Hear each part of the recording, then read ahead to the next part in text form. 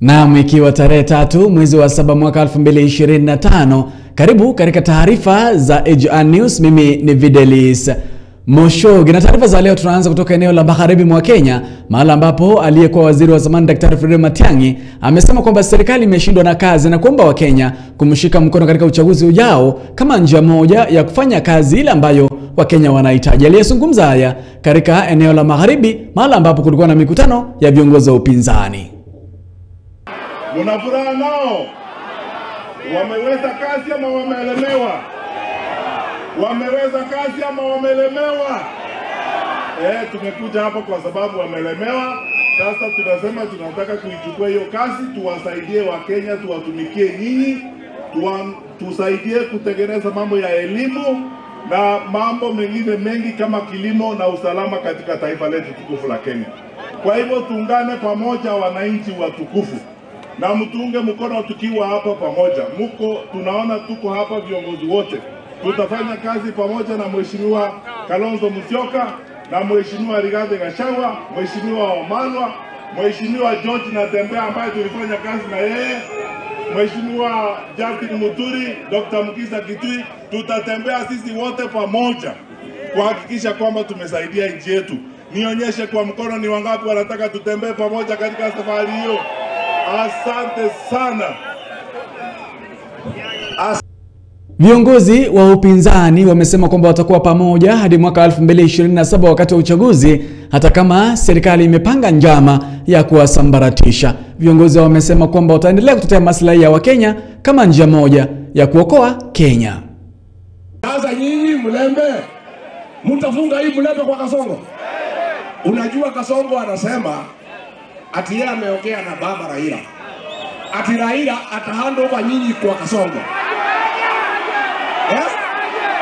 Inawezekana? Inawezekana? Sema tawe. Hiyo ni tawe. Sasa kwani hii Waluya mnawabeba wafala kiasi gani? Ati wamepigia Raila kura miaka hiyo yote ameanguka. Ati yawachukue handover kwa Ruto. Inawezekana? Bwana mkutano mwingine hapa, mimi na Matiang'i na wenzetu wako pale, tumeweka pamoja, tumecombine ikuwa tu mkutano moja Alhamisi na Ijumaa. Kama baadaye kutakuwa na viongozi wanataka kuja Trans Nzoia tufanye mkutano, itapita, hiyo sio mbaya. Tutaki kuelekea kama ni mgawanyiko. Hata DCP wakikuja peke yao tufanye mkutano hapa, lengo ni lile moja tu, hakuna mgawanyiko. So ile kesho tumeunganisha the larger meeting, tufanye mkutano mmoja. Na katika elimu ni kwamba tamasha la tamaduni linaanza rasmi katika shule ya upili ya Kisii ambalo litadumu kwa zaidi ya siku 6 zijazo. Watu tofauti wamefika hapo ili kujionea tamaduni za kabila tofauti. We have is the culture events where students are portraying various cultures from Masai. You know, Kisii School is a national school. It has all cultures, and that is what we want to impress, so that they match together and they understand our heritage. It goes ahead in nurturing their excellence. Out of this, 1 or 2 is going to become an artist as part of. Na tukimalizia ni kwamba mwanaume aliyeuawa na wanakijiji kutoka eneo lile la Nyacheki Bobasi, aliyekuwa ametuhumiwa kumuua mke wake na kumpika kama kitoweo na vile kupea wanawe kumla mke wake. Sasa imebainika kwamba mwanaume huyo alikuwa amemuua mke wake wa kwanza na ameashiliwa miaka 2 ambayo imepita kutoka gerezani. Kulingana na taarifa ni kwamba mwanaume huyo aliuawa kisha kuchomwa na wenyeji wa eneo hilo. Kembagi was released some 2 years ago. So that's why the community decided to go and ransack the home, and they actually found the body of some parts, the mutilated part of the body, which is expected to be the wife of the owner of that home, Mr. Stephen Onseri, who is also deceased after the members of the public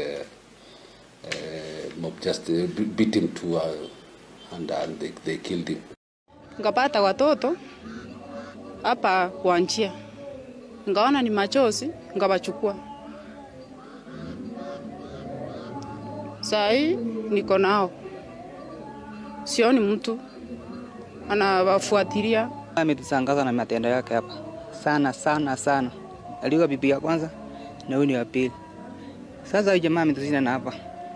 Na taarifa hiyo kutoka eneo la Nyacheki, Kisii County, ndio inatutamatishia taarifa zetu za siku ya leo. Mimi ni Videlis Mushoge.